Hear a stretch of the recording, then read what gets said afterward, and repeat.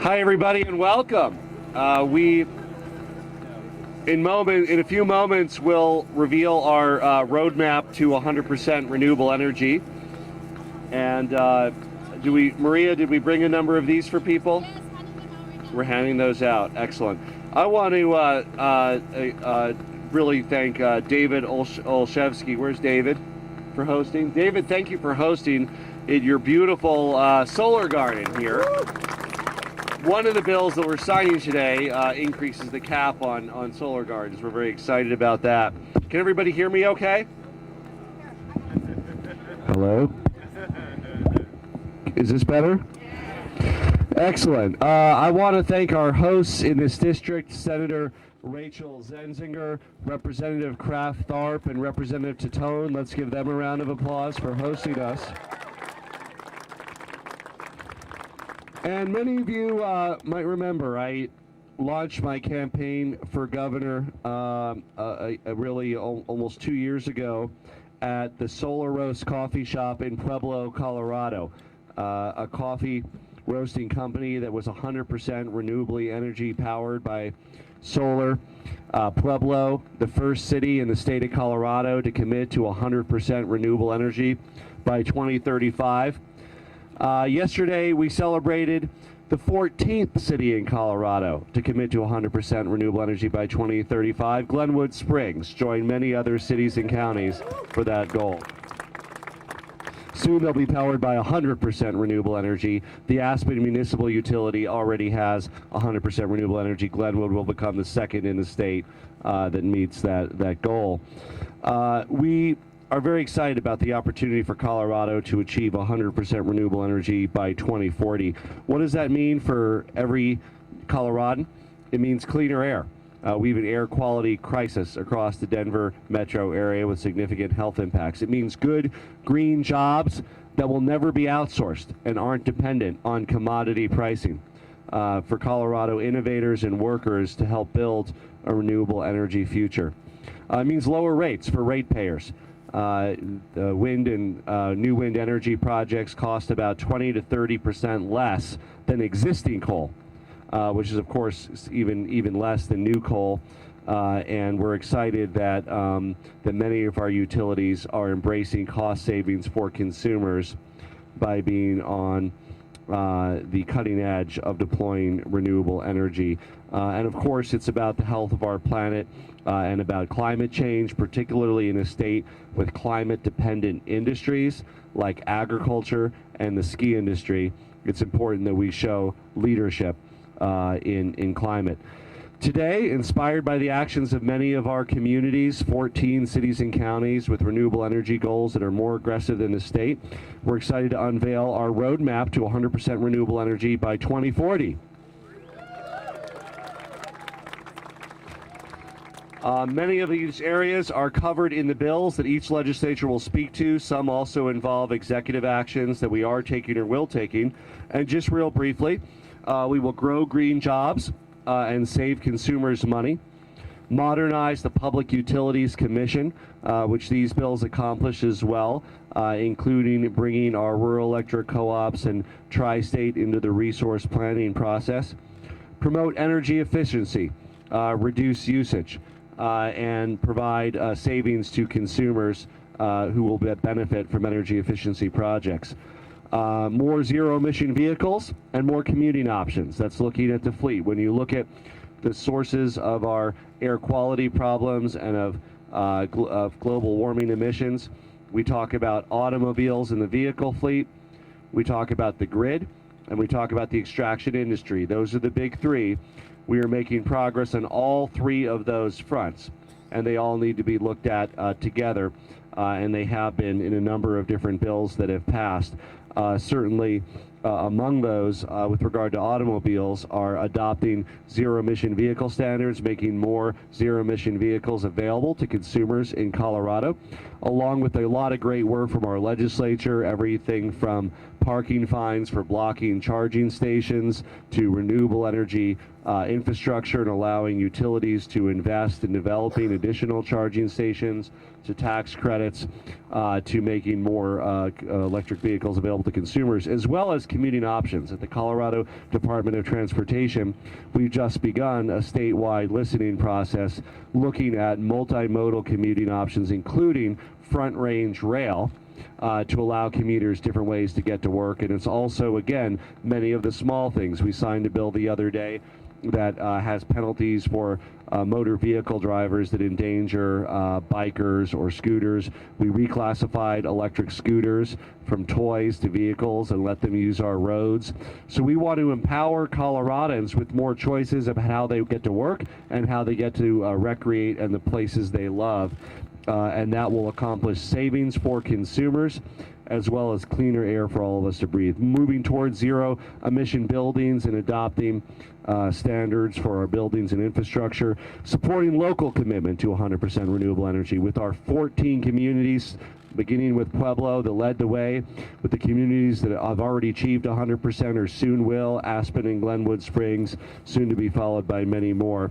And of course, making sure that people that work in the energy industry will continue to be on the forefront of the innovation that occurs, benefiting from the great innovation that will power Colorado's economy now and in the future, with lower rates and a sustainable competitive advantage for energy-intensive industries, including manufacturing, cleaner air, which will also save people money on healthcare by reducing asthma and reducing many other conditions that are impacted by air quality, and showing that Colorado will embrace the future and make it work for us.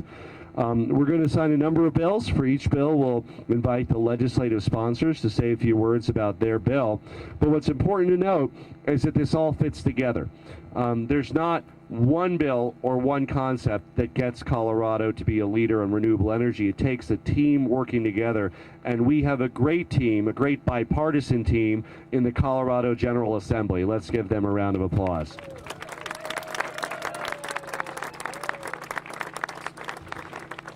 The first bill we'll be signing is 1261 with Speaker Becker, Representative Jackson, Senator Winter, and Senator Williams, if they would like to come up and speak briefly to their bill.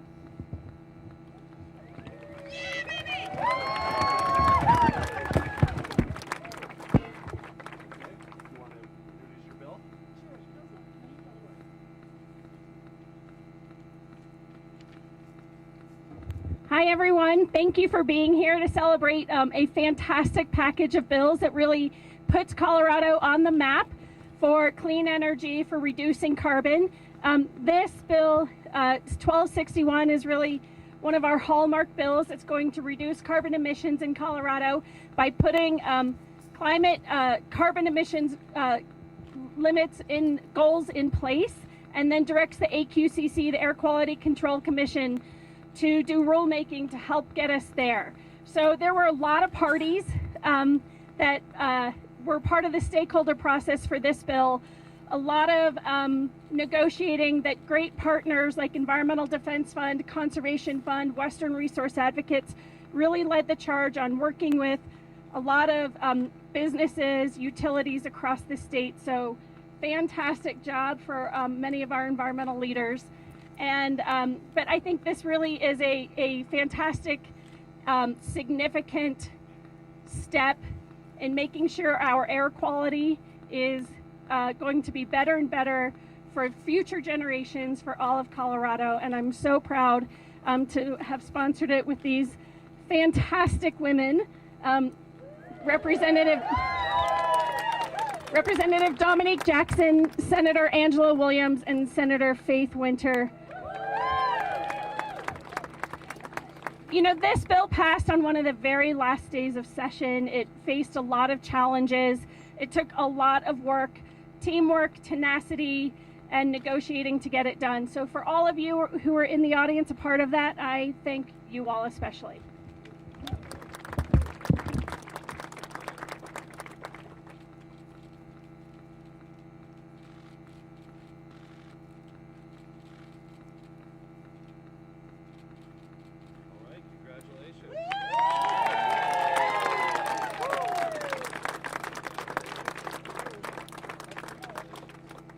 next bill is 1231, Representative Froelich, Representative Kipp, Senator Lee, and Senator Priola.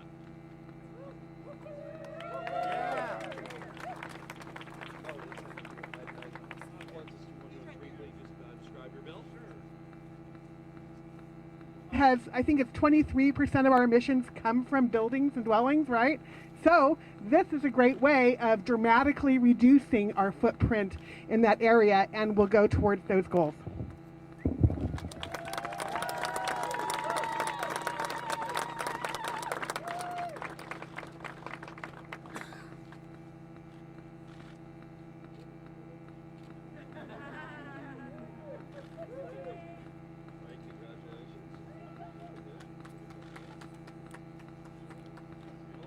Congratulations. The next one is the PACE bill. Representative Byrd, Senator Winter, and Senator Priola. Very important bill to lower financing costs for energy improvements, and it's a very important opportunity to reduce costs. You want to briefly introduce the bill, Representative Byrd? Just speak close to the microphone.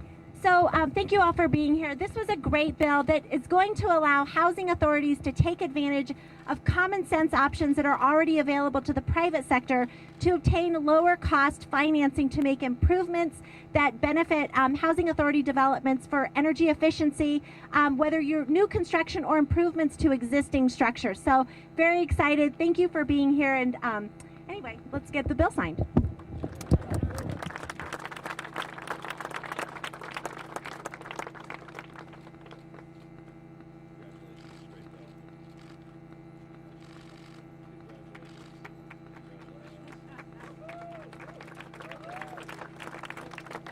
The next bill is the Public Utilities Commission reauthorization. That's very important for our utilities. And I want to welcome Senator Fedberg and thank Senator Garcia, Representative Hansen, and Speaker Becker, and Representative Arndt. And we'll let Senator Fedberg talk about some of the important changes in this bill. Well, thank you everybody for coming out on such a gloomy, rainy day. This really is such an amazing day for Colorado. I think the package of bills we are talking about here today are transformative, and I think will set the bar in a lot of ways for the rest of the country, and not a better place to do it than right here, where we are every single moment generating clean electricity. This is a bill that is reauthorizing and reforming and frankly modernizing our Public Utilities Commission. Thank you to the commissioners that are here that do this work day in and day out. This is about making sure that as the energy system, as the utility systems change and evolve at such a rapid pace right now, that our regulators are keeping up with it. And in particular, one of the things that I'm most excited about is that it puts a cost on carbon when evaluating future energy assets, to ensure that we are accounting for truly what it costs for consumers, for people who live near generation facilities, for all of us as Coloradans when we're making decisions about where our energy comes from, as well as making sure our distribution system, our grid, is accommodating and thinking about future investments in ensuring that distributed generation will be promoted and be something that is more easily put onto the grid into the future. So thank you, Governor, for being such an inspiring leader on this issue and helping us get this through the legislative process. It ended up being a much longer bill than it probably started out as. So thank you so much for signing the Turducken Act of 2019. Our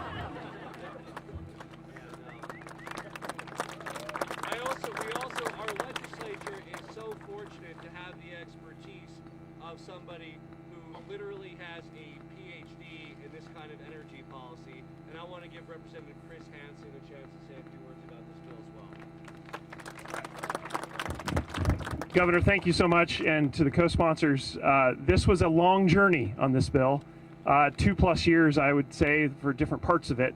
And we ended up with, I think, the most historic piece of energy legislation in state history. And not to rely on hyperbole, but I think that's the position we're in here. With a historic PUC reauthorization bill, we were able to get so many things done in one package The PUC has a long to-do list now. It's finally give them some work. Thank you, Chairman Ackerman and your colleagues. But we also, I think we're in a position this year in a turning point for us to really be back in a leadership position among the states. And we're on a path now to drastically reduce carbon emissions in the state. And while we make that transition, this bill makes sure that we protect the communities and workers along the way. And we are one of the very first states, one of the very few examples across the country where we've taken this problem on and looked at it proactively. And we're ready for the future now in a way that we could not be without this bill. So I'm so grateful for the governor's support, for the co-sponsors pushing this through the process, for all the stakeholders who are here today. It's an historic day. We're in the leadership among all the states. And with the dearth of leadership in Washington right now on climate and energy issues and environmental issues, it's so important for the states to lead. And we're here today to watch Colorado take that next step. So thank you.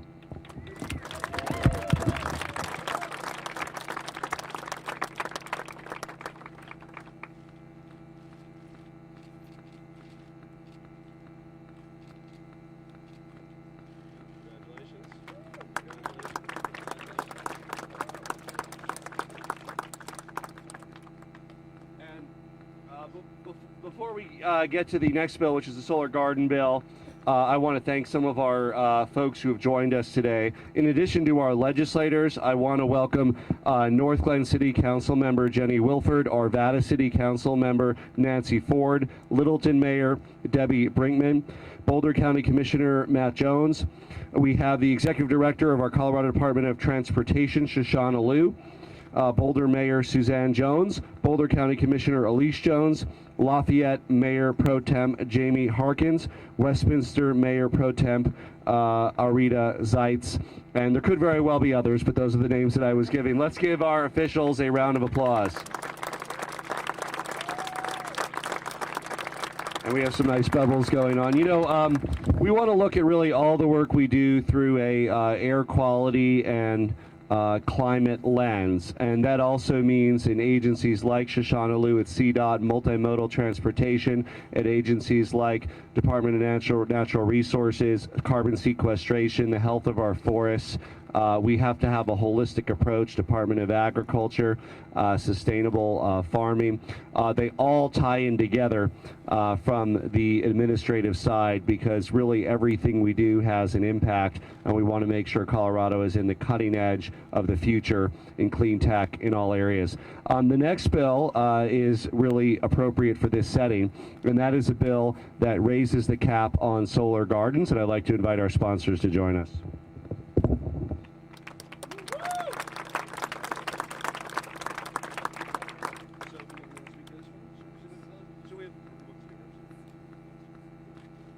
Representative Hansen, Representative Valdez, Senator Foote. We also thank Senator Story and Senator Bridges for their work. Hello, everybody. My name is Alex Valdez. I represent House District 5, which is downtown Denver. And the thing about this bill that is so amazing, in addition to the jobs it'll create, and it allows people in urban districts like mine to have solar as well. That's traditionally been a prohibiting factor. So allowing to expand helps save on costs, allows more solar, and allows more people to participate in our clean climate goals here in Colorado. So this is has been an amazing labor. 1003 is my very first bill as a legislator, and I'm really excited to be here. And thank you, Governor, for signing it into law today.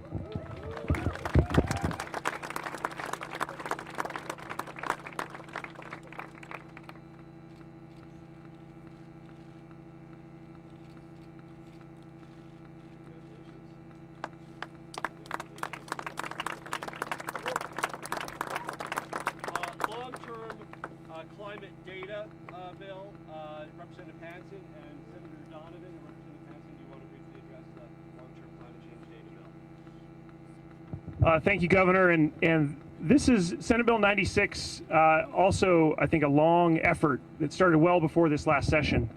And we've heard about 1261 and the other bills that have been signed today. And this bill is really foundational to that, because we are creating a clear process for climate data. And that's both having a full accounting of the emissions that are happening in the state, but also a very careful accounting of any of the abatement or emission reduction technologies and progress that's been made. So we want to make sure we're getting the ledger right so that we have clear data to then build policy on top of that, like the goals that we've set in 1261 and the other bills today.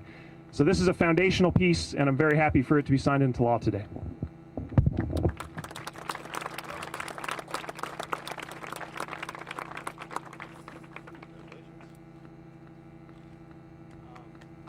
Next we have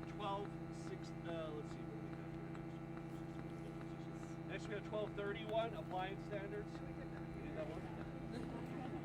Which one's next, folks? There's no more bills? Let's have all of our legislators join us for a group picture. Legislators.